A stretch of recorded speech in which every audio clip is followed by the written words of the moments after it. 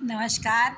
मैं आज कुछ 3 शब्द कुमाऊनी के बताऊंगी जिसमें अक्सर कन्फ्यूजन रहता है। मतलब पता नहीं, जिनको आता है वो भी थोड़ा सा कभी कभी समझ कोशिश करते हैं कि इसका यहाँ पर क्या मतलब है, क्या अर्थ है। किंतु जो नए कुमाऊनी जानने वाले हैं, जो अंग्रेज़ी हिंदी मिक्स करके कुमाऊनी बोलते हैं या कभी होय होय कर लेते हैं या नहीं जानते कुमाऊनी, तो उनके लिए मैं 3 शब्द लेके आई हूँ।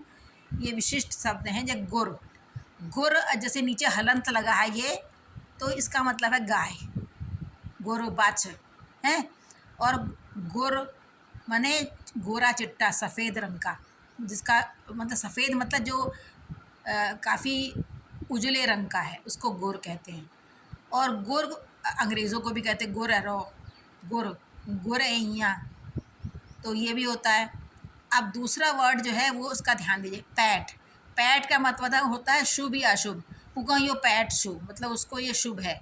और पैट जो है संक्रांति से, जैसे 1, 2, 3 ऐसे 4 तारीख शुरू होती है तिथि, तो तिथि का मतलब भी पैट होता है। इतु पैट माघा दिन, माघा मेहण म्योरब्या भौची, या इतु पैट मंगशीरा मेहण हमूल यो मकान मतलब नींव धरी। अब तीसरा शब्द आता है स्वर।